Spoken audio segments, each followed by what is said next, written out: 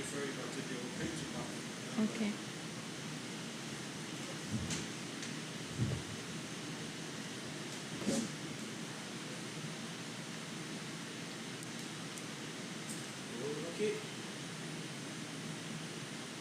Go ahead.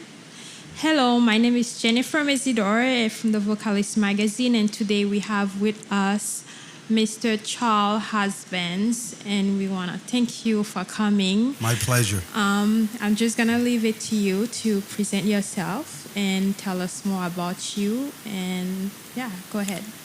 My name is Charles Husbands. I'm a multi-award winning platinum songwriter. I've been in the music game for just over 40 years. Started off as an artist for many years on my journey, and then later transitioned to an executive, which I've been doing probably for the last 6 or 7 years. So it just basically starts with me and my love of music. I've always been in love with music since I can remember opening my eyes from very, very, very young. So everything for me musically starts there. I would say I probably started taking music seriously around the age of 13. And it started off as me being a rapper with some friends of mine in school. And I realized from a very early age that this was an industry that I wanted to be involved in. It was something that I wanted to be part of, even though I was lacking a lot of information at that time. I was just kind of going on gut instinct and a love and passion for it. So it starts with me and my friends rapping in high school. After high school, I kind of leave the friends behind that I was rapping with and kind of move forward on a more independent career. So I went from group mode to being a solo artist, basically, which I spent many years in doing that and pursuing greatness in there. I moved to Montreal in '83. I think it's about a decade here before I decide that I want to start traveling and start getting some different musical experiences in some different places. Now, I love Montreal. I always come back here no matter where I go. But I was able to branch out and go to Toronto for a little bit and see what the music scene was like there.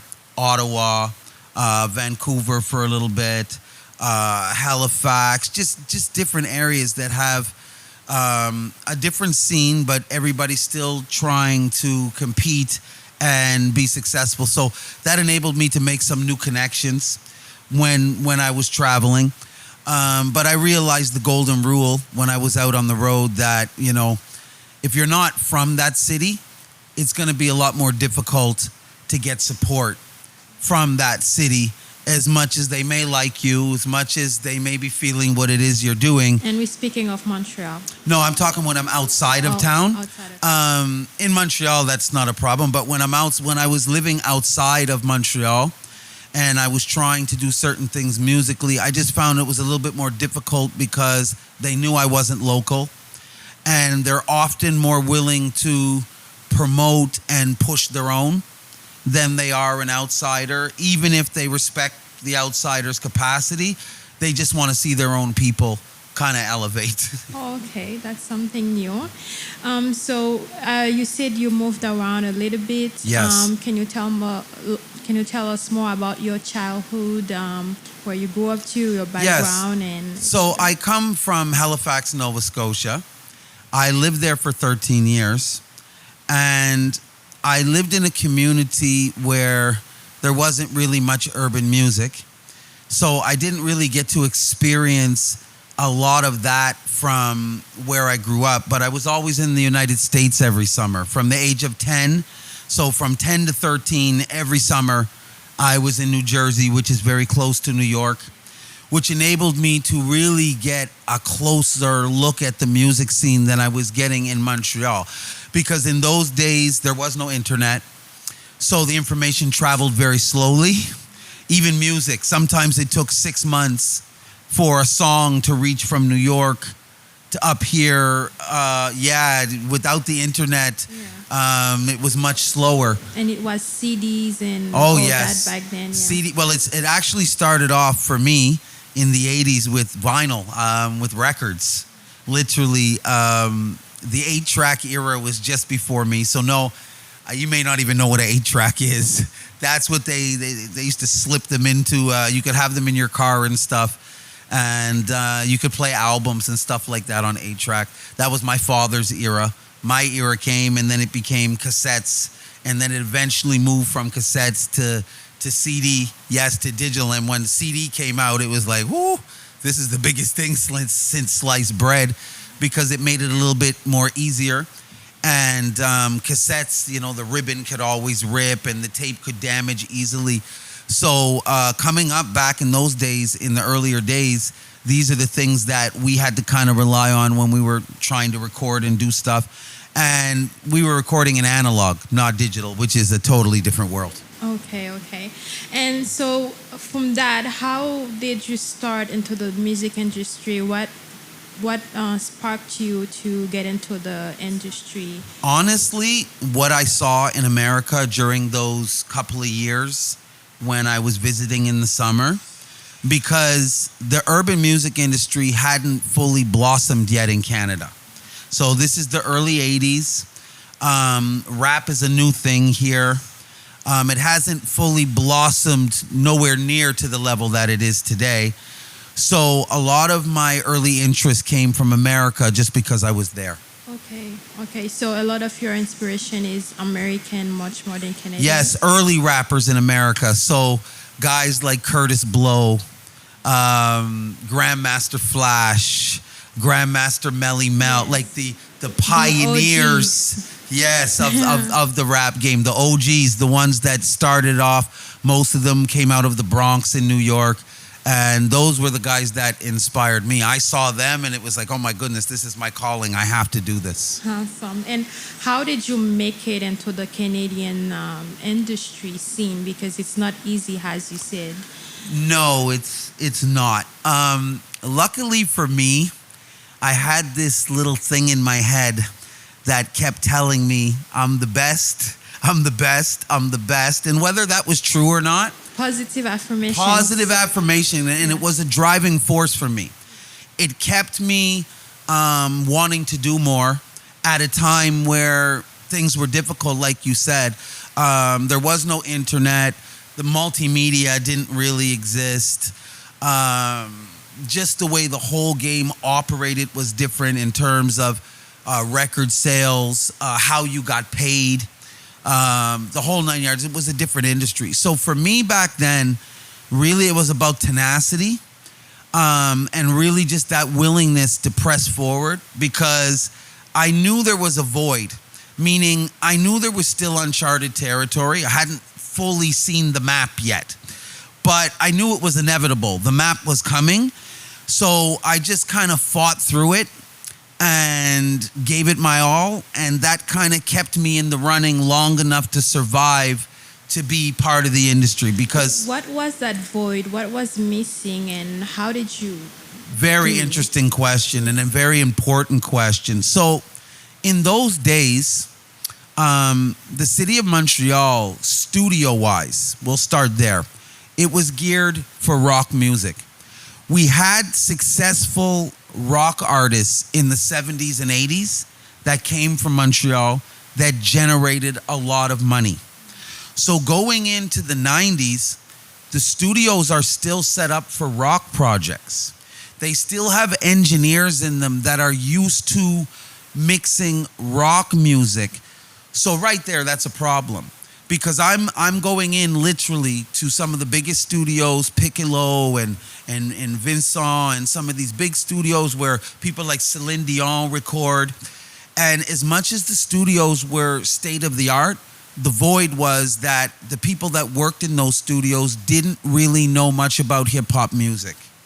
And that caused for the products that were created there to be lacking, because they just didn't fully understand what a producer in New York would do when they were mixing a hip hop album, a producer in LA would do, or in Atlanta would do at that time. And without that knowledge, without that feel for it, it caused for a lot of the music not to be really created the way that it should have been. Okay, and from that, did you get a lot of help to start? No, No. because again, where there is very little industry, there's going to be very little help. So, for example, when you go into a city and you know they have multiple urban radio stations, okay, I don't care what language, okay, multiple urban radio stations. I don't care if it's French urban, English urban, Spanish urban, it's still urban music. So, when you have radio stations that are built and based around urban music, the urban industry follows that. If you don't have that, it's very difficult to operate, because if you're trying to push an artist out of Montreal, well, the easiest way to get that artist to the mass public is through the radio. And if the radio does not embrace or accept urban music or urban music that's being made locally, it's going to be very, very difficult to get the exposure and reach the masses that you want to reach and are trying to reach here. Okay, I understand. And from that, you became Chalk Ice, as we know. Yes, yes. How did you get the name to? I would say it starts with it being the Ice era. As funny as that sounds, there were some other rappers that were using the ice, and the thing is that I just felt like I matched them, because the rappers that were using it were very aggressive. Some of them were battle rappers, and I just felt that the ice persona fit me because of that. And from there went on to name myself Chuck Ice, which of all the names that I've used in my career is the one that's the most famous. That's the one that I had the most fans behind, the most support. And at the end of the day, the name Chuck Ice really just comes from ice is a hard word. And, when you feel of ice or think of ice in the diamond form, it's an unbreakable, piece of glass, or it's an unbreakable substance. So ice just seemed like the right way to go with being the type of rapper I was. And I guess it's pretty important for an artist to have a good name and yes, to choose a good name. One that represents their characteristics well. Characteristics. Absolutely. Perfect. Awesome. And from your name to Montreal and Toronto, we want to focus on the Montreal scene. How is it? How hard was it back then, and how is it still today for an artist to? Interesting to question be in the again. Industry? So, most of the artists that I know that started back then,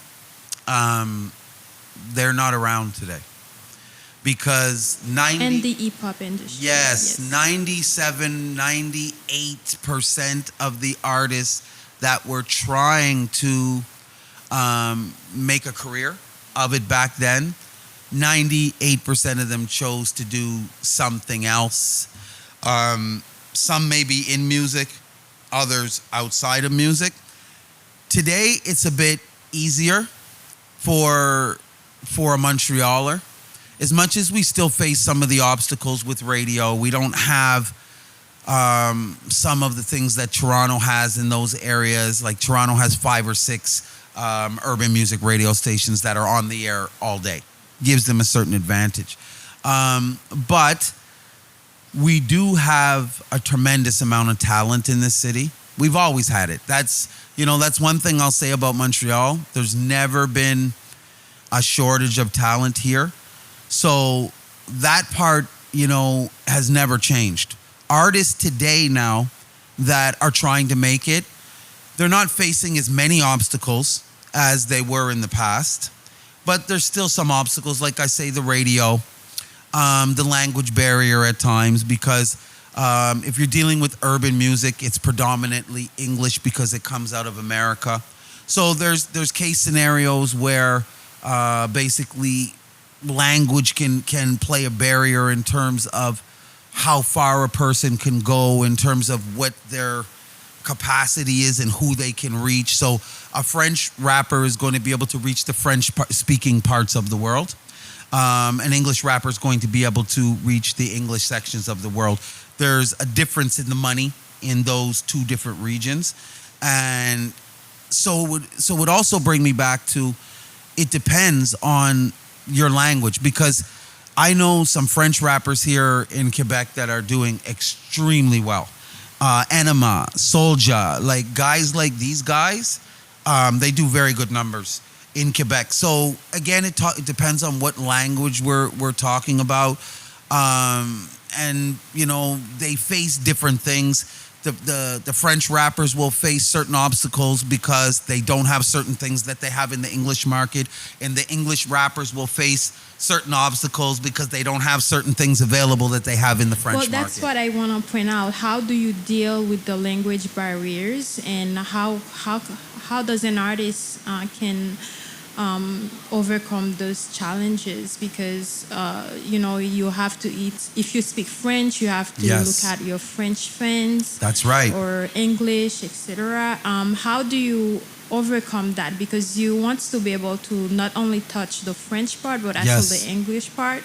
How can you, an artist, upcoming artist today, try to get into both scenes, or try to get into the most popular scene? The interesting thing about that question is that regardless if it's French music, English music, Spanish music, doesn't matter. The music industry fundamentally operates by the same rules of engagement, regardless of what language that you're speaking in. Now, another thing is that every city that's out there, let's say in North America, that has a music scene, they all face obstacles. They all face obstacles. They all have pros and cons that they have to overcome to move forward. We often look to America and think that it has all the answers. Well, it doesn't. There are a lot of small towns in America. Yes, there's a lot of metropolitans, and we've seen what some of those metropolitans can do, but there are more people in smaller towns than there are metropolitans, which means that there is just as many people that are in situations where they're working against obstacles, basically. So for all people, regardless if it's French, English, which city it is, it's really about understanding the music industry, first and foremost, how it works, what the algorithms are, what's expected of you, what makes sense most of the time. And then the second thing would be to identify with the region. Location, location, location. Every place has what I call hallmark trademarks, which means the city is known for something. It's famous for something. In Montreal, we are famous for poutines and the Montreal Canadiens and, beautiful women and these type of things. Montreal is known all over the world for these type of things. As an artist, you have to use what's available at your disposal, because at the end of the day, it's never going to be perfect, but you have to use what your city provides as a strength until you can get, I don't want to say somewhere else, but it's like Hollywood. If you want to be an actor, you normally go to Hollywood, and then you come back to your city and they all love you once you go to Hollywood, right? So it's no different. This is it's a stepping stone in some cases, because there are artists that want to have bigger careers per se than what Montreal offers. But at the end of the day, to start having a career out of Montreal, you have to use what's available. You have to network. And most importantly, you have to understand how the music industry operates regardless of language, because there are some fundamental things that are the same. Once you have a better understanding of those things, you'll be able to operate better in any city or any language. What would you say to those artists about the music industry right now? How hard is it to get into it? It's oversaturated, that's for sure. So Spotify alone releases over 60,000 songs a day. Out of those 60,000 songs, 60% of that is urban content. So we're looking at about 35,000 songs that come out every day, basically, which means that that's your competition. That's what you're up against. So at the end of the day, everybody's fighting to try to get their music positioned, which makes it more difficult. There's a lot more artists now because of the internet. The reach of the internet allows artists to just work wherever. It just makes life that much more easier. So today, the internet is definitely an advantage because you can work outside your city. The whole concept of networking and connecting with people is huge. You have to get out there. You cannot sit in your basement, just working on making music all day. You have got to get out and meet people, make connections, and expand the Rolodex all the time. That's huge. And to have a realistic understanding of what's expected of you. That's huge because there's a lot of people that are out there just making that understanding up as they go based on things that they've seen, but it doesn't make it right. They may be getting part of it right, but there's part of it that's still being not 100% dealt with properly. So for an artist today, with the vast amount of competition that's out there, everybody's trying to do it. That part makes it more difficult, but there are a lot more jobs in the industry now. So, you may reach a point where you realize that maybe the rapper, singer is not cut out for you, but maybe you could be a manager, publicist, promoter, producer, beatmaker. Maybe there's another position for you in the music industry that's more suited for you once you've had the opportunity to play it out and really see. You have to be open to these options because if you're not, you'll find yourself working in a factory or doing something that you're not happy with. Sometimes just being able to work in the industry, maybe you're not the artist that you wanted to be, but just being able to have employment, to have a job, to be around the industry that you love so much, that can sometimes be a win too. Because at the end of the day, this is like the Olympics, and there's people that are willing to, I don't want to say die for it because it's not really the word I'm looking for, but yeah, put everything on the line. Put everything on the line, meaning work 20 hours a day if that's what it requires. Show up everywhere they're supposed to show up. Just be disciplined about everything that it is that they deal with. You have people out there that are like that. That's the competition. So the most important statement, the most important thing I would say about the question that you asked is you have to be prepared to work. You have to be prepared to work because there's a lot of people out there that whether they have talent or don't have talent, that's whatever. Their work ethic is high. Awesome. And competition it's important, but Yes. it can also be stressful. What encouragement words do you have for those? Remember, it's a process because if you allow yourself to become discouraged or stressed out because of the competition, which is there clearly, you may never have the opportunity to grow.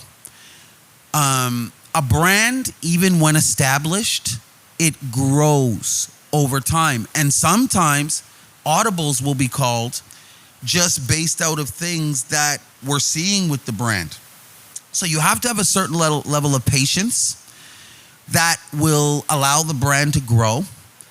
But at the same time, you have to be following the right procedures because music is the only thing, and I tell people this all the time, it's the only career choice that I know of out there. I'm waiting for somebody to tell me another one where you can do it for 20 years and still not be doing it right because you never received the right information.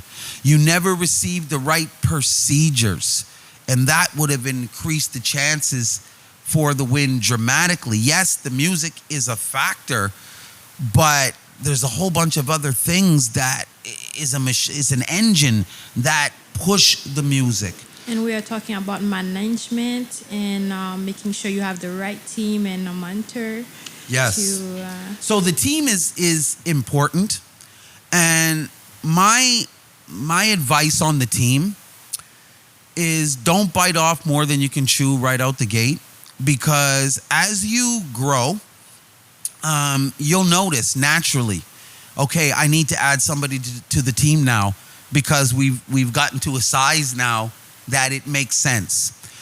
If you put people on the team before you have grown to the size that you actually need them, it could become a problem, especially if those people have expectancies. Now, if they're people that are friends or family that just want to ride with you for, because they just want to do it, that's different. But if that's being done in a business capacity, you have to make the right decision in terms of what's the right timing for these things. So management now, for example, unless it's offering key guidance. So there are managers out there that know a lot about the music industry, that when they have an artist signed underneath them, they're going to offer that guidance to the artist. But then there are other managers that are just there to conduct business for that artist. Now, if an artist is not properly ready with their artistry at that point in time, it makes no sense to really go forward with management or any of those things at that point, because it's still being built up. The full worth of what's to come is not there yet. Management becomes a necessity when basically your phone's starting to ring now a little bit because you've created a little bit of buzz. Your numbers are starting to pick up, online and in other areas.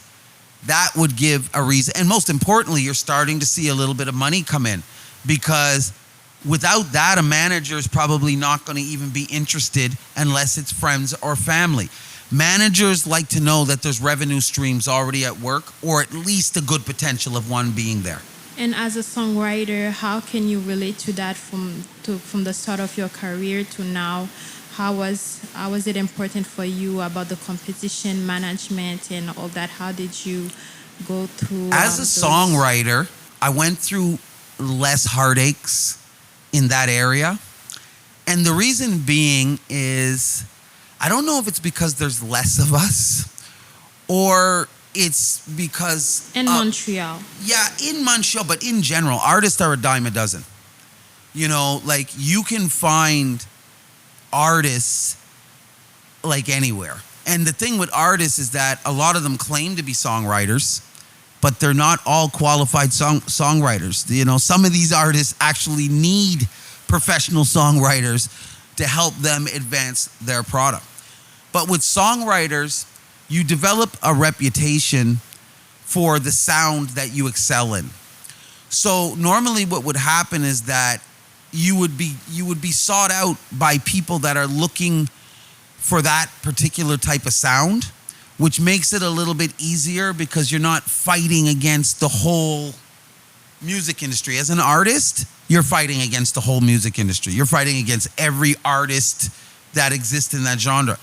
In songwriting, if it's, let's say, Beyonce, they're looking for a song for, they're going to look for somebody that has that, or that is a pop R&B specialist, somebody that has gotten on the charts with other music that they've written before, but also knows how to maintain an R&B feel.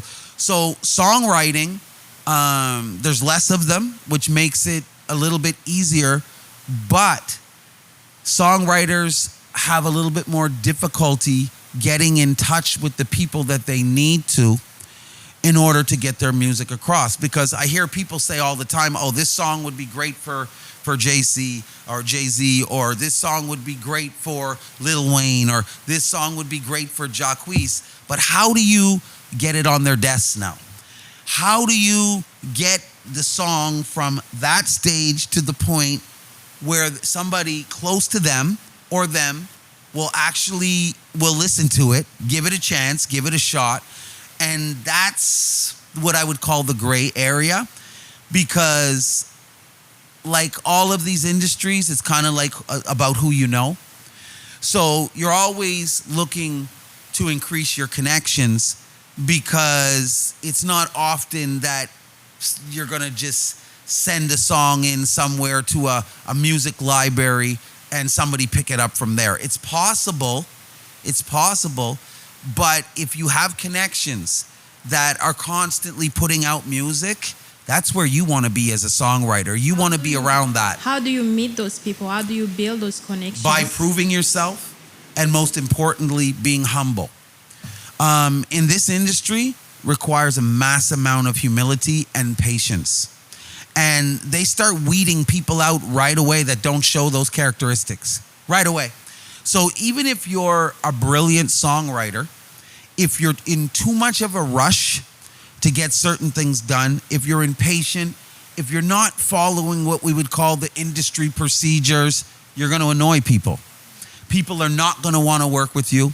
And more importantly, they're not going to want to validate you or you won't be able to use them as a reference or anything like that because you're not working within in the prototype design of how they see things operate. This is where humility comes in, because through humbling yourself, people will often give you opportunities through humility. But if you're showing up, I'm the best thing in the world and my music is the greatest and the songs I write, nobody can. If you show up with that kind of mentality and you don't have a track record, because people with the track records don't even do that. So if you show up with like that without a track record, even if you're great, they may overlook you. They may overlook you because like we were saying, it takes a certain amount of humility, especially in the songwriting department, because there's a lot less doors or roads that lead there. Yeah. So from that, your experience, is there anybody who influenced you to get into the industry? Is there anybody you looked up to? Absolutely. I would have to say, when I was an artist, LL Cool J was a huge influence on me. Run DMC was a huge influence. I wanted to be Run for the first 3 to 5 years of my music career. There's so many. Big Daddy Kane, back in the day, Slick Rick, Fat Boys. They all had a huge influence because they were respected by so many people that I respected. And they were just so talented. And as time went on, people like Mary J. Blige, the queen of R&B, who just never stops delivering top-notch music. Jodeci, was an early influence for me. The classics. The classics, absolutely. And a lot of the classics influenced me, but those artists that I just mentioned, they had a personal place in my heart. Ice Cube, another one. He had a personal place because as a rapper, being a lyricist when I was a rapper was always one of my strong points. So I could always appreciate other artists that had strong lyricism and delivery. Oh, and I'm leaving out Rakim, who's probably like my favorite of all time. Those people, they really impact me. They guided me. They taught me everything that I needed to know about persona in music, like what you need to do to carry yourself off the mic. Because, we know kind of what it's like when you're on the mic, what you need to do when you're performing. But what about when you're off the mic? What type of person am I supposed to be when I'm dealing with people off the mic as a rapper? So I learned from watching these guys and certain experiences that I saw them in, how they maintain their composure and their discipline through things. And so it became a character kind of. Yes, okay. Yes. Now the thing is, because I come from a bit of a acting background before music, that kind of helped. And I would say to any artist out there, don't be afraid to take some acting classes and stuff like that, because when you're on stage, that ability to just be able to make stuff up out of thin air, and improv, as they call it, it's huge. And in my early days, it's what separated me from a lot of the other artists was the improv. Yes, my music was a factor, but how I was able to control the crowd just through talking to them. Voice projection, because I was used to doing plays in front of 500 people with no microphones. The person in the back of the audience still had to be able to hear me, basically. So voice projection, enunciation, pronunciation, all of these things come from the acting world, which can be a great asset as well. Nice, awesome. So my last question would be, how would you like to be remembered? Because you went from the 90s and now it's 2022. It's a long career. How would you like to be remembered, and what would you like to leave You're for the first youngsters? person, the first person to ever ask me that question, and I've been asked a lot of questions, but it's funny because I know the answer right away. The answer is I want to be remembered for the love that I had for the industry, for the time I put in, for the patience that I had over the years, basically, and especially when things weren't going well. Because I know all artists have moments and times in their career where things just aren't going well. So I want to be remembered as a person that was passionate during the good times, the bad times, a person that loved music unconditionally, no matter what happened, and somebody that was always willing to get up the next day and go at it again. That's how I'd like to be remembered. Awesome. Well, I hope everything turns out well for you. Thank you very and much. Keep going. Don't give up. We love you very much. I appreciate it. Thank you for stopping by our studio today. It's been a pleasure. Thank you so much for having me. Thank you.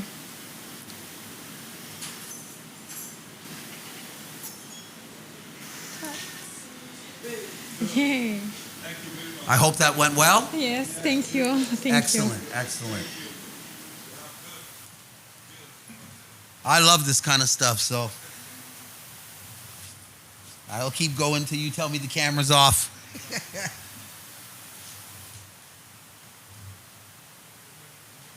So I guess we're on break for a little bit now? Okay, perfect. Oh my God. Oh, not necessarily with freestyling, but with your freestyle talking abilities. So like when you're in between songs or you're just starting your show off, any time that you have to speak to the audience, not only was what I was doing leagues above everybody else, but my pronunciation, the way that I sounded on the microphone, the way that they were able to hear me with absolute clarity, every word, that comes from acting.